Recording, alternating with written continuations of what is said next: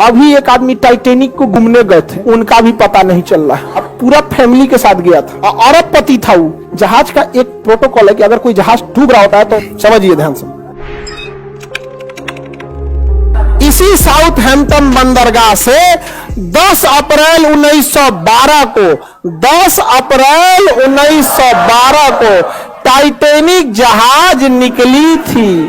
Titanic जहाज निकली थी। आई ससुरी 14 अप्रैल को जाके डूब गई। 14 अप्रैल को जाके डूब गए। बताइए, नए नए जाके डूब गए यहां पे जहाज। इसका नाम रखा गया था अनसिंकेबल, जो कभी डूब नहीं सकता है। पहले यात्रा में डूब गया यहां पर। रीजन था उसका, समझिए ध्यान से। ये साउथहैम्पटन से निकला, एकदम फर्स्ट क्लास निकल गया था। जब यहां पहुंचा तो ये है आपका बफिन की खाड़ी। यहां से निकली थी लेब्राडोर की ठंडी जलधारा। ये एरिया को बर्फ बना देती है, तो इस एरिया में बहुत ज्यादा बर्फ रहते हैं, बहुत ज्यादा बर्फ।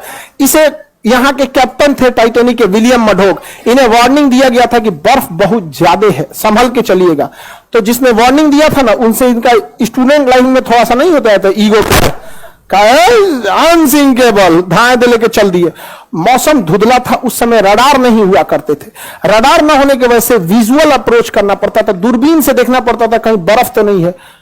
अचानक से इन लोग को धुंधला धुंधला दिखा, देखा ध्यान से कि बाप रे बाप, बर्फ है। बर्फ बर्फ की खासियत है, जितना दिखता है उससे 9 गुना नीचे होता है।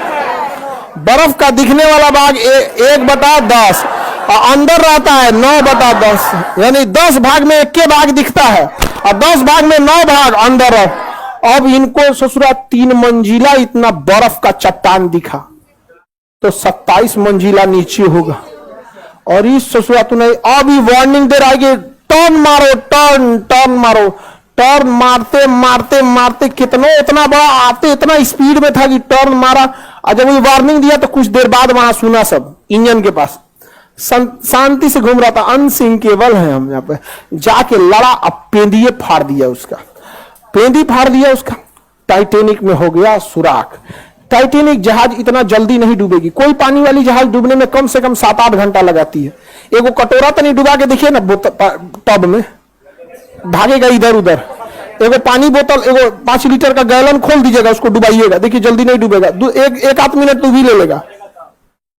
दिक्कत क्या हुआ, तो डूबने लगा। ये कैप्टन को लग गया विलियम मडोक को कि तो गया अनसिंकेबल, गलो अनसिंकेबल गया। उसने कहा कि इवैक्यूएट, खाली कराया जाए। क्या किया जाए? खाली। तो जितने बिजनेस क्लास वाले थे, अमीर लोग, जिनका किराया लाख लाख रुपया था, उनको पहले लाइफ बोट में भरा गया। जिस लाइफ बोट की क्षमता 20 आदमी की थी, उसमें 2 आदमी को भेजा गया। 3 आदमी, अमीरों को दिक्कत ना हो। लेकिन हमेशा याद रखिएगा, रेडी फॉर वर्स्ट कंडीशन। जीवन में सफल होना है तो एक कंडीशन हमेशा याद रखिएगा, कुछ भी काम करने जाइए अपने आप से कहिएगा रेडी फॉर वर्स्ट कंडीशन, सबसे बुरे समय के लिए तैयार रहिए। और हम हिंदुस्तान वाले काहे डूबते हैं? एगो दुकान खोलेगा, कहेगा कि अच्छा खर्चा है 30,000, 50,000 तो आइए जाएगा। अरे तुम अच्छे कंडीशन के लिए रेडी हो, रेडी फॉर वर्स्ट कंडीशन। 30,000 का खर्चा अगर 10,000 भी नहीं आया और ऐसा 6 महीना अटक गया, लॉकडाउन लग गया, व्हाट विल यू डू? समझ में आ गया कि नहीं आ गया? रेडी फॉर वर्स्ट कंडीशन, हमेशा रेडी रहेगा। इसको लगा कि हम तो आराम आराम से निकालिए देंगे, तब तक टाइटेनिक बीच में से टूट गया।